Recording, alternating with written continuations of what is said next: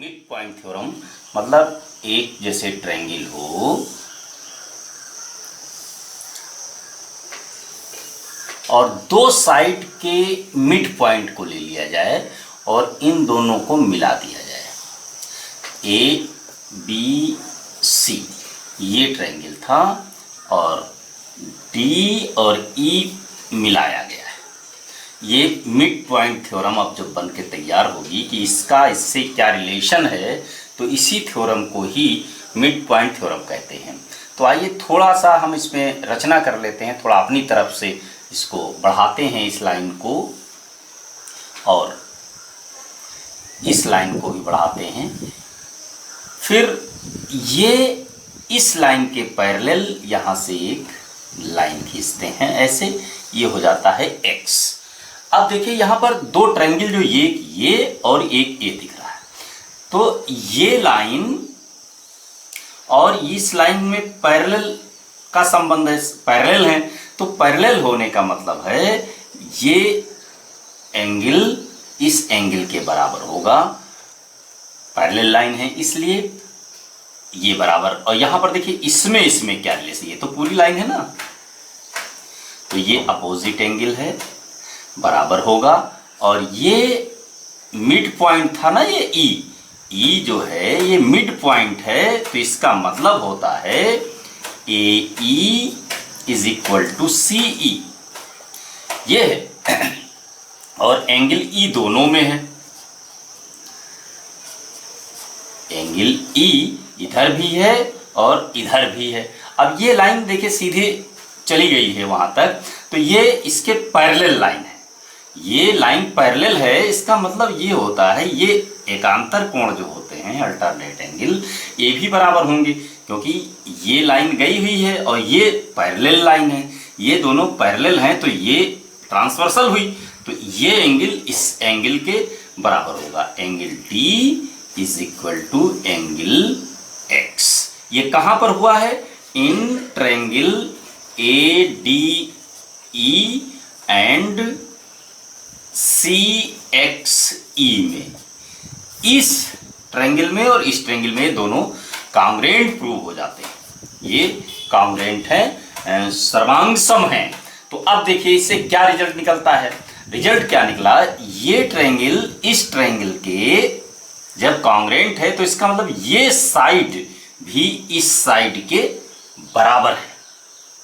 Clear? तो ये चीज हो गई। अब यहां ये इसके बराबर है, ये इसके बराबर दी हुई थी, तो यहां पर देखिए A D is equal to X C. और दूसरी चीज, जब सर्वांगसम है तो सब कुछ बराबर ही है ना, तो ये line D E X E के बराबर है, D E is equal to X E, ये बराबर हो गई, ये लाइन इस लाइन के बराबर है। अब एक प्रॉपर्टी और देखिए, यहां पर जब ये लाइन पैरेलल थी तो पैरेलल लाइन में और ये बराबर, ये इसके बराबर है, देखिए ये दोनों बराबर है, तो यहां पर ये BD के भी तो बराबर है, अब BD के भी बराबर है, तो अब देखिए ये लाइन इसके बराबर हो गई। किसी भी क्वाड्रिलेटरल में अगर अपोजिट साइड बराबर हो और पैरेलल हो तो पैरेललोग्राम हो गया। अब ये दोनों पैरेलल, ये पूरा का पूरा ये पैरेललोग्राम हो गया। इसका मतलब क्या होता है? इसका मतलब है BC is equal to DX। ये इंपॉर्टेंट चीज है, मतलब ये पूरी लाइन इस पूरी लाइन के बराबर है। और देखिए यहां से ये इसके बराबर था, मींस DE क्या हुई, DE और प्लस XE जो बराबर ही है, तो DE हम लिख सकते हैं इसकी आधी है, 1/2 BC। ये मेन बात थी, यही मिड पॉइंट थ्योरम है, जिसमें किसी भी ट्रायंगल में अगर मिड पॉइंट को मिलाया जाए तो ये मिड पॉइंट को मिलाने वाली लाइन जैसे एक्स वाई जेड है, तो ये PQ मान लीजिए है, तो PQ is equal to half YZ। ये लाइन इसके पैरेलल भी होती है और आधी भी होती है।